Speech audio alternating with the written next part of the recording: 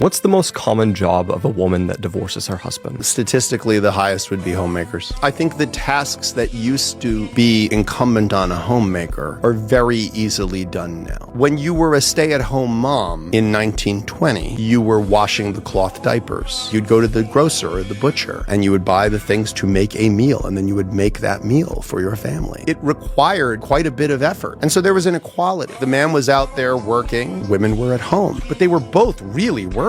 Now, that job's really easy. We've got people gassed up on this idea that like, oh my God, the hardest job in the world is being a mom. And it's like, guys, it's not. When your job gives you hours during the day to do nothing but sort of ruminate and compare yourself to other people that you're looking at online and watch TV and listen to messages about why you're great and why everything else is everybody else's fault. Does it turn you into the kind of person who's like, yeah, you know what? There's a better life out there and I deserve it. Yeah, it turns you into that person. And whenever we have the conversation about a man paying all the bills, we allow people to make it seem like they are equal, right? Meaning, when a woman, we be here having a debate, and a woman be like, all right, he pay all the bills, so what? I do X, Y, and Z. I think that we let everybody just brush past that, like a nigga paying all the bills is somehow opens the door the same as whatever you're doing in the house. Or that is easy. Whatever you're doing in the house. Basically, I'm sacrificing my life, right? If I go out and I work 40 hours a week and I come home, right? And I'm paying everything. There is nothing that you're doing in the house, right? Let's just say, for instance, there's dishes in the sink. The dishes that's in the sink, the stress that gives you is nothing like the stress that I deal with when, damn, first of the month in 5 days. Rent $2,000. I only got $900. I got to figure this shit out. That stress and the stress of whatever the fuck you doing in the crib, we somehow let people make it the same. It is like what he said. I think went over everybody's head. If those dishes don't get done, we not homeless. If that kid don't go to soccer, we not homeless. They not the same. It's not the same level of prioritizing for severity of importance. You cannot do the dishes, we gonna survive. You cannot wash the clothes, you cannot cook, we Uber Eats, you cannot take the kid to pregnant, you cannot do all that shit. But if I don't pay these fucking bills, we're fucked. And that's what I'm saying. That what men really feel most of the time when it comes to divorce is resentment, not surprise, not loss, not grief, but resentment at losing their very own personal absorber of all their negative externalities, their personal patriarchal absorber of responsibilities, absorber of costs. One need look no further than how most men behave in custody battles, and that is this. Most men, we know statistically, they do not show up. They do not contest the mother's custody order. They actually do nothing.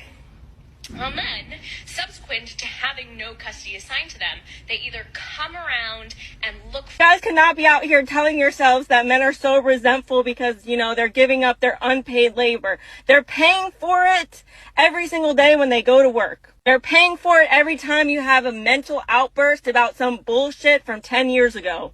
He's paying for it every single time he misses a birthday or a holiday, or he can't be at a sporting event because mom moved so far fucking away. He is literally paying for the consequences of the woman's actions every single fucking day, and y'all never want to take accountability for your part in it. He's paying for it every single time he has to come home to an empty house with toys all over the place. He's paying for it every single time that child support hits and he has to pay for 2 households. And if anything, if men are resentful, they have every single right to be, because there's no way that he has to live like this for the rest of his life because of the consequences of your actions to not making the relationship work. And before you come at me with any kind of abuse bullshit, I'm not talking about abusive situations. They're paying for it every single time you're bitter and have to take him to court or want to take him to court for custody. Y'all never ask yourselves why these men have to fight for custody in the first place. And let's be so for real, the only people in these kind of equations that are resentful are the mothers that become single mothers and now have to do it all by themselves, even though they get government assistance, they get help from child support, they get all of these government programs to help them while the dads suffer in fucking silence. And y'all never want to talk about that. You're so self-centered that you only think about yourself in this equation, even though you created this entire situation by initiating divorce in the first place.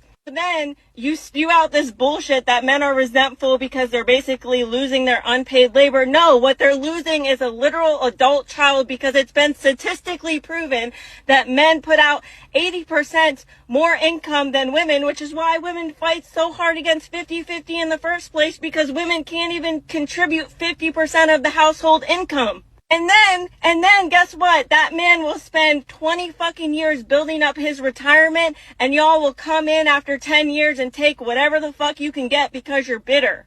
That's what they're upset about. I don't give a fuck if you want to stay, if you want to go, but imagine building your entire empire for some bitter ass bitch to come steal it all. All because she opened her legs and had children with him, essentially. I'm just so sick of this narrative where women will literally tell themselves anything to avoid accountability for situations that they create. How about going to therapy? How about not picking horrible partners in the first place? How about trying to make your relationship work other than trying to dissolve the marriage in the first place and then having to take him to court in the first place? Okay, bye. So I posted this video where the guy was saying, like, women are buying y'all things. Like, where are you finding the women that buy things? So I use an example. Off the top of my head, I just talked about how a lot of men don't get birthday cakes. It's just not a thing. Like, dudes aren't out here planning like a big birthday dinner and saying all they boys need to come and, you know, picking out an outfit. Like, most men aren't doing that. You know what I'm saying? If they are having something, somebody else is planning it for them. I'm not saying nobody ever does it. I'm just saying men just really don't care about their birthdays. Like, they'll usually go out, have a cigar, something like that. Whatever. So in the comments on Facebook, I mean, the women are in my comments just going at me. How many cakes did you buy? So how many men have you dated? Well, first off, let me say this. Cakes are $7 fucking. Okay? Like, cakes are not expensive. Cakes are like my go-to for men and women when I don't know what the fuck you like just yet. And I don't want to spend a lot of fucking money. So the best bet is to just get a birthday cake. If I know that you like red velvet, which most dudes like red velvet, that's what I'm going to get. It's cheap. I get a birthday card. And then motherfuckers is always super appreciative because it's like, oh my God, I haven't gotten a cake. And I'm like, everybody deserves a cake on their birthday. Like, so you women coming in my comments saying things like, yeah, that's why you single now. Yeah, you buying cakes. Okay. The same men that I didn't buy cakes for, not with me either. It's just like, y'all let me know every time in the comments that y'all just care about what other people think on social media. It's like, and then one girl said something about, oh, I haven't bought a cake for my man and I've been with him for 10 years. And I'm just like, so what are you doing for him on his birthday? Because if you won't buy a $7 cake, then you have to be doing something beneath that. So what would you think? Sex is a gift? Y'all are weird. Who you voted for, Trump or Harris, could reflect how you prioritize marriage and family. In a recent NBC poll, there were 13 items for participants to rank. They found that Gen Z men who voted for Trump ranked having children as the #1 priority and marriage as #4. Men who voted for Harris ranked being married at #9 and having children #10. Women who voted for Harris ranked being married #11 and having children 12th. Remember, this is out of 13 items. Here's the point. There is a gigantic difference in who values marriage and family. Trump supporters ranked it higher and Harris supporters ranked it lower. Why is that? This correlation isn't about foreign or economic policy. This isn't about immigration or human rights. This is an intersection revealing something significant about very personal priorities. A common question people in dating learn to ask earlier and earlier is, do you want to be married and do you want to have kids? Here's my take. Most people say yes, but it's possible that the way you voted could say more about your ability to have a strong marriage and family than you saying yes to the questions, because it takes more than a yes. Someone needs the values and the mindset to live out the yes in an enduring way. Your decisions will follow the path of your priorities. Our decisions determine the quality of our outcomes. A successful, a high quality marriage and family takes more than a yes to marriage and more than a yes to kids. So maybe on your next date, you shouldn't just ask if they want marriage or if they want kids. Maybe you should ask how they vote. And really, that's the trend that you're seeing going on in dating is you got to be ultra specific. You have to sit and think about what it actually is that you want. Gone are the days that you can kind of get together and, kind of work it out, because that specificity is what ruins a lot of relationships. Well, I didn't know that you liked this specific thing. And whereas it might have not been a big deal earlier or in earlier times, it's a pretty big deal now. So they're not necessarily lying when they say, well, I do want kids. I do want to get married. I just don't want to get married now. So you have a lot of young ladies out here, modern women, that are saying, I'm looking for this man right here who is a provider man, a man that has these so-and-so and such values. But then they come to find out, no, he actually wants to be married pretty quickly. He's pretty serious about being married within the first couple of years, right? He's not playing around. And then he does want children right around that time span. It doesn't have to happen within a couple of years, but definitely not waiting for 10, 11 years to do so, right? So you're wanting these men who are wanting, I guess, the same thing that you want, but earlier. Y'all want to wait until you're 40, 45 to have kids. Whereas a man, when y'all met, you were 25, 26. He wants to have kids right around maybe 27, 28, 29, right? Somewhere around there, maybe even 30. But you kind of on two different wavelengths. There's been a recent trend of women expressing how much they hate their husbands on social media. Let's watch a couple of videos and I'm going to react to them. So check this out. Ever wish your husband would just cheat on you, hoping and praying that you'll find out he's got an affair going on at work or with the neighbor, with anyone for that matter? If you found photos or text messages in his phone, you would be so relieved, because you're at that miserable part of the marriage right now where you're not even hoping for a miracle. You're just looking for a way out. Because if he cheats, the universe just hands you a permission slip. It's a green flag to go. Just fucking leave if you're miserable. I can't stand this. Let's continue watching. You know you'd have to put on a little bit of an act. Maybe splash some water on your face, look like you were crying, yell a little bit, stomp around. All for theatrics, though. In your heart, you're thinking, yes, I'm finally free. No one's going to blame you, because you know how people treat a woman when she leaves without a valid reason. She's demonized. If he's cheating, now everyone sends sympathy cards. Unbelievable. You show up at your door with a casserole. For the hero, you get to rebrand.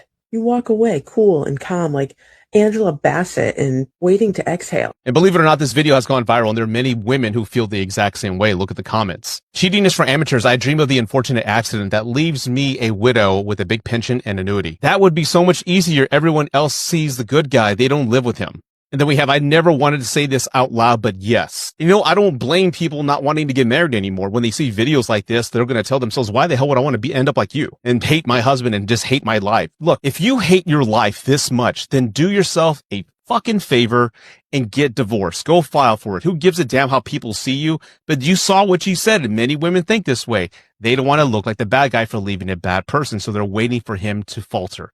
And I've actually had female clients confess this to me. They withheld sex from men because they knew if they withheld sex from their husband, eventually they would crack and cheat. So they purposely set up the board waiting for him to cheat, monitoring his texts, monitoring his phone, his location.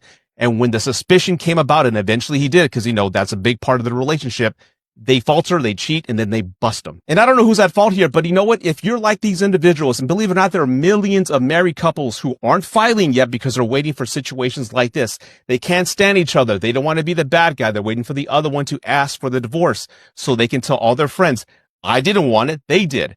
If you're this miserable, it's beyond repair. Do yourself a favor and fucking leave. Be an adult, take some accountability, take ownership, initiative, and move forward and file and go on with your life, because this is a pathetic existence. And she mentioned that she wanted to be the hero, basically. She didn't want to be the villain, which is a lot of women, but they easily get through that by getting a group of women, and it's easier than ever, on Facebook, on X, on TikTok, on Instagram, that support what they're doing. They'll put out a simple Facebook post. They'll go through the hate and the slander to find their community. So they might put out a post, and then people that have sense will jump on it, men and women now, and say, what the heck are you talking about? What the heck are you thinking? This is foolishness. Take this down. She'll leave it up, or she might take it down, regroup, then put it up somewhere else. And once she finds her community, she'll start growing and posting videos on there. And then the validation and the attention from the women coming in will start rolling in on that platform. Then they'll start meeting up in real life and start forming groups. And then they'll just create an echo chamber for themselves and then avoid accountability because none of them ever say that they were wrong in the situation. It's honestly and truly a testament of perseverance. How long have y'all been together? 3 years. You guys know each other's body count? Yeah. What's yours? 1. Is that correct? Are you sure it's 1? Yeah. Only him? Yeah. You don't know how many boyfriends you had? No. No. What the hell? It's over 10. I don't know. Okay. Yeah. We're getting married. There's no secrets. Yeah. She says she only has 1 body count. Did you see that guy next to her, by the way? Little simpy guy. He's like super feminine. He's like, yeah, I believe her. Yeah, I do. Really, honey? Stand up like a man for the love of God, right? Stand up. Yeah, he believed her. In the meantime, she says 1, and then you find out she had, over 10 I don't know how many boyfriends I had. What were you doing with all those guys? Were you just like chatting? Just talking? No, like nasty stuff, right? Mm-hmm. Yeah, sure. The way that men treat women who are in their 40s as if somehow they're supposed to be like discarded by society is absolutely laughable. And I don't say all men. What I find interesting about this, the same way a lot of y'all ladies in your 40s feel about men your age not prioritizing you when it comes to dating, is exactly how it was for those same men when they were in their early to mid 20s. When they were trying to date girls their age, y'all neglected them because they were too young, they were too immature, they didn't have enough experience, and they definitely didn't have enough money to date y'all. So what happened was when girls were in their early to mid 20s, y'all were dating men in their 30s and their 40s. So those same men that y'all overlooked, they are now in their 40s and they worked on themselves. They're more mature, they have more experience, and they have more money. So they have more to offer. So now these men have options and they're deciding not to date you. Just like how when y'all were in y'all early 20s and you had options, you decided not to date men in your age range. I'm not saying whether it's right or it's wrong. I'm just showing y'all that the shit is coming full circle. And I just saw a woman in a clip maybe a couple of days ago sitting up there talking about that age. We're happy. We're thriving. We don't care about no men. It's the male loneliness epidemic. Who are you lying to? Men are seeing women online saying exactly what she just said. Men don't pay attention to me anymore. Stop the cap. Ask this nigga for some more money. He talking about some, now you think I'm a trick. Ha! Get a load of this guy. Tricks pay bills, bitch. I just actually pay for this food. Get your cheap, broke ass out my motherfucking phone, bitch. The fuck? Fuck wrong with you before I slap the dog. Says the woman that ain't got money for lunch.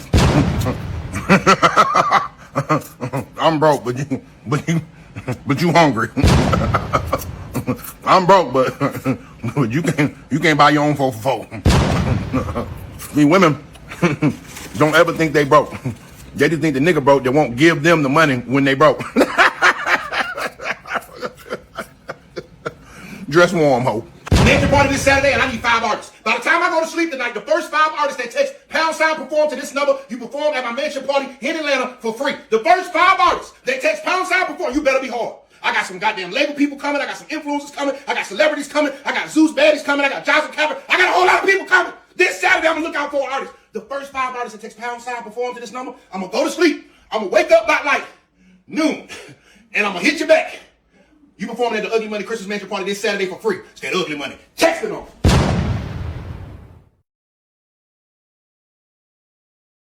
I have had 2 different men tell me today that they are going to become passport bros because they can't find a wife.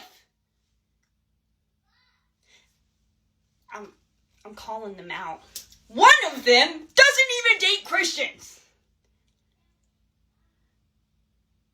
The other one doesn't date in his denomination. He keeps going for Catholic women and he's Orthodox. I'm sorry. Why would God bring somebody into your life that could be a potential spouse if you are saying yes to anyone and everybody that comes into your life? Well, it's most likely because the women in their denomination are continuing to tell them, oh, I just see you as a friend. I just see you as a brother in Christ. So he's looking outside of his denomination, even though he doesn't want to, in order to try to find somebody that actually accepts him. I mean, it's simple. Before I showed the video, it says woman refuses 50-50 split. She says she's fine with 70-30 arrangement. In this era of my life, I am not doing 50-50 with no man. I'm doing 70-30. He can pay the big bills and I pay the small ones. Now, that doesn't seem too bad to me. She wants to contribute. That's fine. That means the man takes care of the big bills as far as rent and mortgage. She takes care of the small stuff. Like utilities, car insurance, wherever the case may be. I just feel like it's being looked at as a bad thing that a woman doesn't want to do 50-50, but It would always be frowned upon in this generation because a lot of women get their ideology of what a man's supposed to be from social media. They'll see a man taking care of a woman, he's paying all the bills, and she said, I should have that, so every man should be like that. considering like when I was a young girl, my grandparents, my granddad took care of my grandma. She never had to work. And back in the day, that was like an actual thing. When a man can retire his wife or his woman, he made it in life, you know? But now it's like, that's not even a goal in life for men anymore. They don't want to be provider or protectors. And I feel like Yeah, a lot of men don't want to do it now because they don't think it's worth it. Their investment is just a waste. They would go above and beyond for a woman who has a body count of 40 and 50 at the age of 21. So what would be the point? They wouldn't know if that child is theirs. And then hypergamy is rampant nowadays because of social media. It's a lot easier for women to use their hypergamous nature and source outside of where they at. that's why you don't want to be a man for real, you know? Like, I don't understand that logic. I don't think it's a bad thing for a woman not wanting to work all the time. Like, give her an opportunity to work on her own goals and help level y'all both up and build a foundation. Like, it's not like we're about to be twiddling our thumbs just spending the money. No, we're actually going to be doing work, just not working at an actual job where we have to be at all hours of the day, like a man does. I don't see what's the problem. Now, time and time again, I say on my page that men should be providers, but make sure you get a woman who's worth providing for. Now, I want women to try to understand this logically. That's like me saying, I want a bad bitch, but I have no ambitions. I have no job. I smoke weed all day. I just eat junk food. I don't do nothing. I live with my mom, and I don't take care of myself. You would look at me like you don't deserve that. A lot of women got to understand, if a man is investing in you and wants to provide for you 100%, you got to be worth a damn. If not, I'm going to ask you one question. And you want to get married. Pack it up. I think that's exactly it. Why would I want to give to you when you've been giving to everybody else? There's nothing about you that's exclusive. There's nothing about you that says, I'm only going to take the resources and use the resources wisely of a man. Why would I want to wife that? The most dangerous man you will ever meet is the one that healed alone. The most dangerous man you will ever meet is the one who healed alone. And I'm not talking about violence, rage, or chaos. I am talking about a man that has been shattered by life and then chose to rebuild himself piece by piece with his own hands. I'm not talking about violence, rage, or chaos. I'm talking about a man who has been shattered by life and then chose to rebuild himself piece by piece with his own hands. Okay. You get the picture, right? This, I'm sorry, slut bag is straight up stealing my content word for word.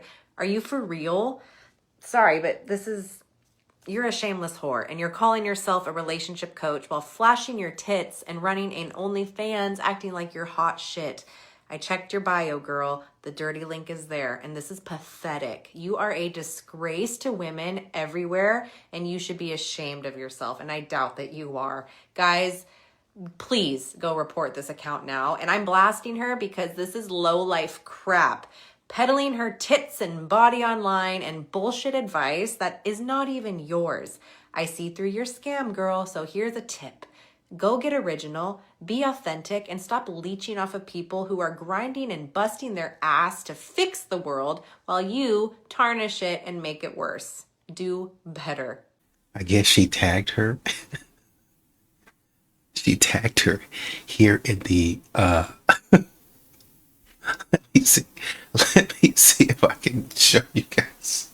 She tagged her in the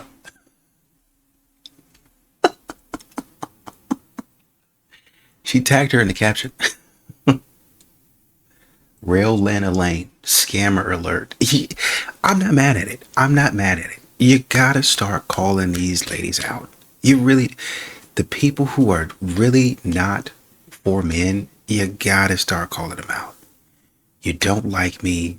You don't really care about me. I appreciate the message though. I will say that. You're going to miss out on an intentional man by comparing your man to a performative one. You are looking at a bouquet of flowers that come from a florist, a local florist, or maybe a local grocery store that your man brought to you intentionally simply because he knew you loved flowers, and you're comparing your bouquet to the man who gave his woman flowers that he bought from Bouquets by Bree, right? Because he's on social media, he know what's post worthy, and he knows that his woman will perform that post and brag on him. So he did it performatively. Your man did it intentionally because he only did it for you. He didn't do it for the audience. He didn't do it for your followers, and he didn't do it for the applause, but he did it with intention.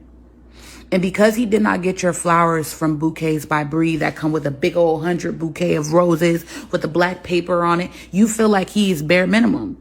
You feel like you're settling for less, when the reality is intention beats performance every single time. And this is the problem with social media. You compare what's real to what's performed. And me, I'm in a relationship with a man who's offline. He's not performative at all. So anything that he does that's kind for me, he does it for me. He couldn't care less if I posted it or not. He doesn't need the recognition or the praise. So I have to catch myself sometimes and say, dang, when he just brought me this bouquet of flowers, or dang, when he just wrote me this love letter, or dang, when he just bought me my favorite food, do I have to post everything for online approval? Or is this rooted in my own need to perform and show the world that I got a good man? You don't need to prove to the world that you got a good man. If that man is being good to you, that's between you and him. But because so many of us feel like we need to perform love, perform discipline, perform good life or luxury, we need to perform everything, so much so that we miss out on the real life lived moments where somebody is actually being good to us. You will fumble a man that does intentional things for you because it does not look like the performative version. Bouquets of flowers from regular florists are still very intentional and meaningful. Don't fumble a good man because he does not perform for social media, because he does not live up to the aesthetic. If he loves you and he takes care of you and he does things for you, it does not matter if your social media followers like it or not. It does not matter if you get a lot of praise or comments for it. What matters is how it made you feel. And sometimes you don't like what he did for you because you are still busy trying to prove to other people all that he's done for you. But you feel like what he's done for you doesn't measure up to the aesthetic. You see what I'm saying? This is why you need to get offline and touch some grass. A woman can leave you because you don't have a job, and the same woman can leave you because you're too busy with your job. Yeah. That's the irony, nephew. Yeah. You can lose her by having nothing, and you can lose her again by trying to build something. Right. Some women don't love the man, they love the convenience. No pressure, no sacrifice, no responsibility. Yeah. They want the benefits of a king without the patience it takes to watch him build a kingdom. Yeah. A broke man is unambitious, a working man is too unavailable, and somehow the man is always the villain. But here's the darker truth. The wrong woman will turn your struggle into a weapon and your success into a crime. Yeah. When you're down, she'll judge you. When you're rising, she'll resent you. And when you become who you were meant to be, she'll say you changed, never admitting she just couldn't grow with you. And she'll claim you switched up when the truth is you simply stepped into the light and her shadow couldn't follow. You didn't lose her, nephew, you shed her. Sorry, I'm so shy and weird. Yeah, it's my first time. I hope you enjoy it. Ice Spice is one of the most beautifulest women I have ever seen. She's stunning. She's gorgeous. I don't care for her music, but she's very beautiful. You mean to tell me you wore a see-through fucking dress? When you turned around, you could see your thong and then basically your private parts, and then you're gonna say you're shy and weird. I always wonder how girls can shake their ass, show their buttholes online, and then go, oh my gosh, have anxiety. Where? I don't understand. Like, do you know what anxiety is? I never understand that. Like, I could understand if you were a content creator, you never went collab with people, you never went out because you don't go out around people. You were literally in the limelight and around people 24/7, and then you're wearing outfits like that, but you have anxiety. That's something I don't understand. Or you're shy and stuff. I don't know about the shy part.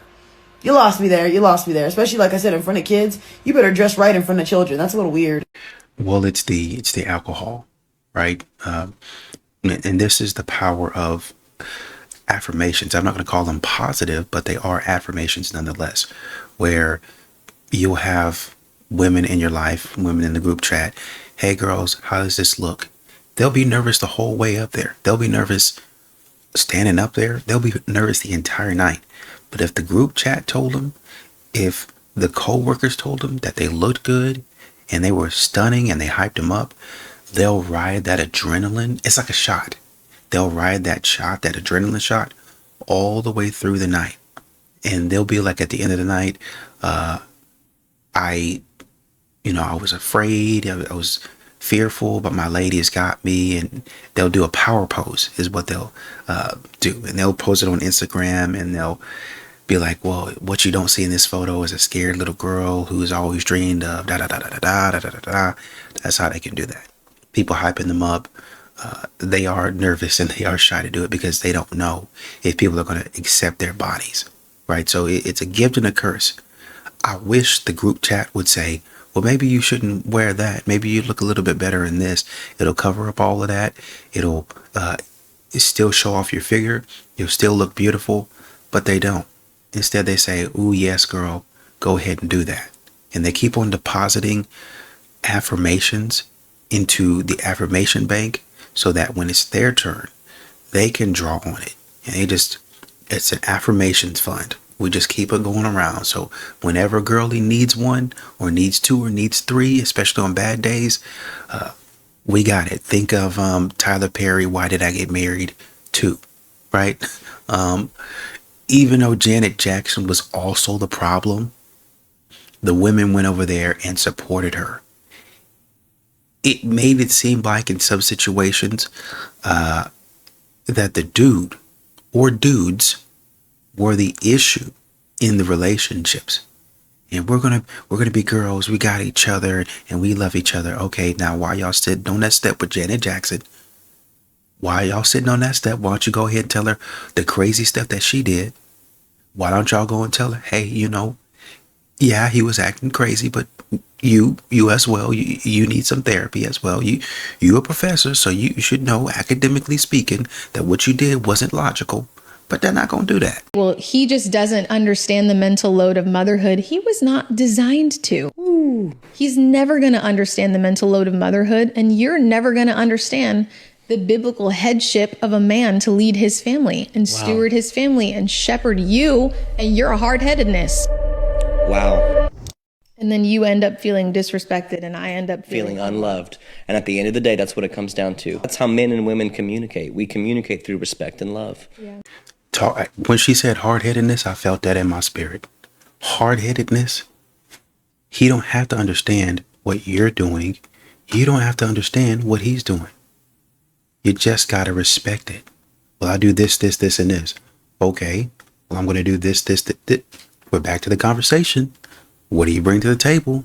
Well, I'm doing this, this, this, and this. Got it. I'll do this. I'll take care of this. Deal? It's a deal. There are probably going to be some things that change during the marriage, where you want to try to keep the core of what y'all talked about together, but because life really doesn't care about what you talk about, then you're gonna have to make some adjustments, right? So y'all get into it. That was the plan. Y'all gonna have to come back and say, okay, we wanted to do this. This is where we actually are. What do we do? How do we make it work? You're going to be frustrated. He going to be frustrated. You going to be mad. He going to be mad. Y'all going to go back and forth with each other. Y'all going to think each other's right. Go take a drive. Go get something to eat. Go watch TV, play a game, sit outside on the balcony. Whatever you got to do. Cool off and y'all come back and say, this is what I was saying. I'm sorry I did this. I'm sorry for saying that. But this is what I was thinking. Well, I felt like this and I wanted to do this and I just felt like you did. Okay, so what do you want to do? Well, I was thinking X, Y, and Z. Okay. Well, how can we do that with X, Y, and Z over here? Okay, well, I have a plan for this, and this. Are you on board? Yes. Okay, well, what about this over here? We still got to figure that out. Do you have any ideas? Well, I was kind of thinking this, but I didn't know how you felt about it. Y'all are still establishing communication and feeling each other out, right? So y'all are basically both bringing your worlds together and figuring out a way forward. Too many modern women is kind of what she's talking about, being hard-headed. And men can be hard-headed too, to be fair. To be fair, they can be stubborn. That's why it's the cliche, men don't go to the hospital or get checked up when they need to. And the wife been telling them. I had a woman a long time ago. We used to work at the hospital together. She's, oh, that man, he don't listen. He need to go to the hospital. He not doing X, Y, and Z. Try to get him to come up to the ER so he can get checked out on the low. I think she tried to lure him up there under the guise of bringing her lunch or something like that. I ain't mad at that. But, you know, men can be pretty stubborn too. I get that. But I like what she's saying. He's not going to understand where you're coming from completely, and you're not going to understand where he's coming from completely. But if you work together, you can get something done.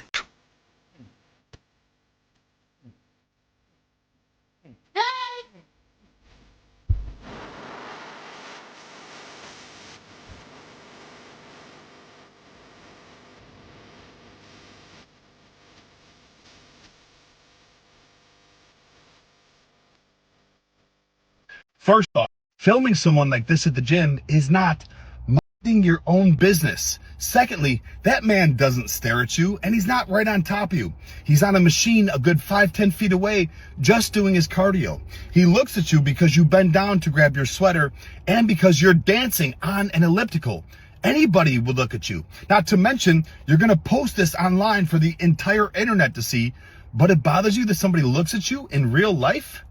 The rest of the time, that man is very obviously just looking at his phone, but you tried to cover that up with text, which somebody tried to call you out for in the comments, a woman, by the way, which you told as a woman she should know how it feels to be uncomfortable and she can't call you out. Yes, women are harassed in gyms and it needs to stop, but you are not one of them. And as somebody that has such a large following and sponsored by one of the biggest companies in the world, Gymshark, the fact that you don't know better than to treat people this way in the gym, trying to make yourself out to be a victim, which you're not, just to get some likes and attention? Seriously? You need to do better. Mind your own business. And whenever we have the conversation about a man paying all the bills, we allow people to make it seem like they are equal, right?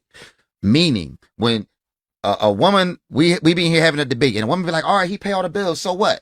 I do X, Y, and Z. I think that we let everybody just brush past that, like a nigga paying all the bills is somehow opens the door the same as whatever you're doing in the house. Or that is easy.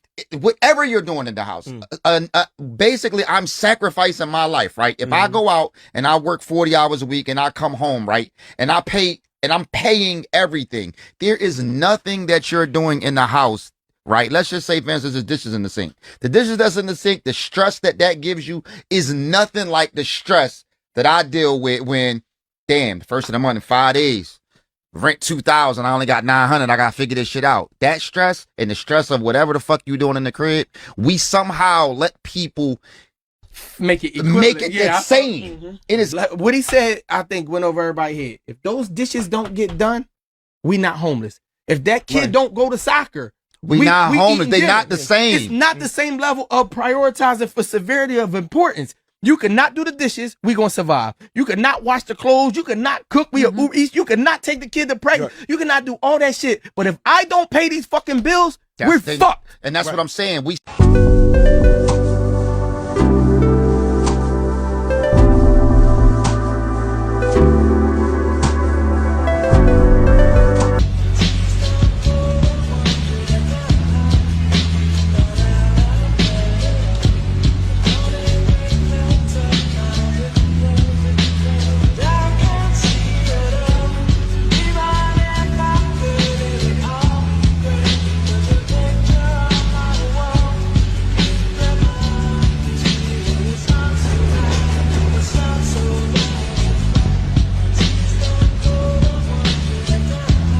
Show respect to your husband. But what if he's a narcissist? He probably doesn't deserve it. You're gaslighting the whole internet. You're a pick-me.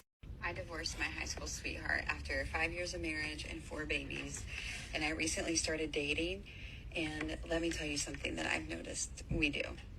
Myself and several of my friends have gotten out of either marriages or long-term relationships that were abusive, either physically, emotionally, verbally, toxic. Maybe the partner didn't hold their weight, whatever. I'm not just speaking to my experience. And I've noticed something that we start dating and we meet someone and they're doing the bare minimum and we think it's everything. This is another narrative that's just getting old. Like, how the fuck does it take you 5 years, but not only 5 years, okay, you're kind of dumb, you're naive, you don't know any better, but 4 children? So he was toxic and abusive and all of these things for 5 years, and you still decided to pop out 4 children with him. Like, make that make sense. Like, is it one of those situations where you think that a baby is going to make the relationship better? But then what gets me is you literally tell on yourselves, because then you say you have a bunch of friends that are going through the same thing or have been through the same thing. And what do you think that is? Y'all are in each other's ears talking about how miserable you all are. One person will say, oh, my husband's manipulative. So what does that do? You start to think, oh, maybe my husband is manipulative too. So you start seeing him as a liar, a cheater, doesn't tell the truth, is a horrible person, because all of your friends are also in your ear. But not only that, is your friends, once they become single, will then make you think that the grass is greener on the other side. So you all end up divorced, miserable, and unhappy, supposedly because of a toxic relationship. If it's so damn toxic, then why did you have 4 children? Why didn't you stop at 1 child? Because you knew long before you had baby 2, 3, and 4 that he was toxic. And then y'all get online and talk about the bare minimum this and the bare minimum that, and the dating scene sucks. But what have you actually done to heal yourself other than break up your family and talk shit on the internet? Like, really? And the funny thing about it is you're going to actually expect somebody else who's not the father of your children to take on 4 kids willingly. Like, what delusional world are y'all living in? And if he has kids of his own, guess what? You end up with like fucking 6 kids. Like, it's just freaking wild to continuously come on the internet and talk about how abusive somebody is when you chose to have 4 children with him. You have friends that are divorced and miserable, and y'all are doing the same shit expecting a different result. Okay, bye. Any man that's okay moving into my house is not a man, right? So What is your worst dating experience? my worst dating experience was actually trying to work with a man that had less than me and move him into my home. That was a nightmare. As much as I tried to make it be like, okay, you know, my space is your space, this is your home too, it never works. Because a man is a man and a woman is a woman, and that dynamic, if it's off, it doesn't matter how much you love each other, it's just not gonna work. So you're saying you prefer to have a man that is able to provide for you rather than going, let's say, 50-50? It's not even about providing. It's about men being men and women being women. If a woman's making more than a man, if a woman is doing more, like say a man's moving into my house that I bought, the ego, that dynamic, it's just not gonna work. You have to think logically. Love is very low on the list. So basically, I said that what's mine is yours. You know, this is your place too. And then when he moved in and started doing whatever and living like, hey, you know, I'm going to make this house comfortable for myself. I got mad and started saying, no, this is how it's going to be. This is the way it needs to be. And acting like, no, actually, this is my space. And you're not going to take anything down. You're not going to put anything up. You don't need to be comfortable. Hey, if I'm making more than you, I'm superior to you. If I'm quote unquote doing more than you, then I'm superior to you. And once again, as we've heard in other compilations and maybe even this one, they start basically padding their resume to say, well, you know, I'm pretty effective at washing the dishes. Washing the dishes mean loading the dishes and unloading the dishes. Then putting the dishes up, which all told takes about 15 minutes for all of it. Load, unload, put the dishes up. Especially if it's just two of you. Now, if you got a family of maybe 5 or 6, then obviously it's going to take a little bit longer, but you're putting up dishes. So maybe 25 minutes. Now, I will say, because you got like the little caps and the toys and the things that you have to break down, that's probably going to extend it, right? So that's why I say maybe it's going to take you, I give you 30 minutes, but you're not going to be spending hours washing the dishes and putting dishes up. You're just not going to be doing it. Even if you're talking about washing clothes, they've made it to where you can just throw a Tide Pod in there and walk off, set it and forget it. And the same thing, you just throw it in the dryer and walk off. They've got steam and sanitation cycles that you can send it through, knock out the wrinkles to where you really don't even have to iron.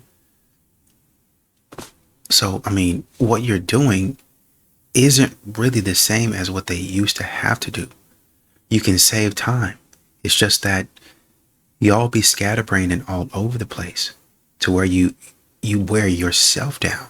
And then you're mad because the man is not doing all that you're doing. And he's finding shortcuts and efficiency to get out the way what you were doing so much of. Then when he says, hey, why don't you try this to make it easier? You try to get on him and tell him he's cutting corners. And you make it harder on yourself. And that's how we arrive at, well, I'm doing more. Well, I'm more superior. And you're a darn lie.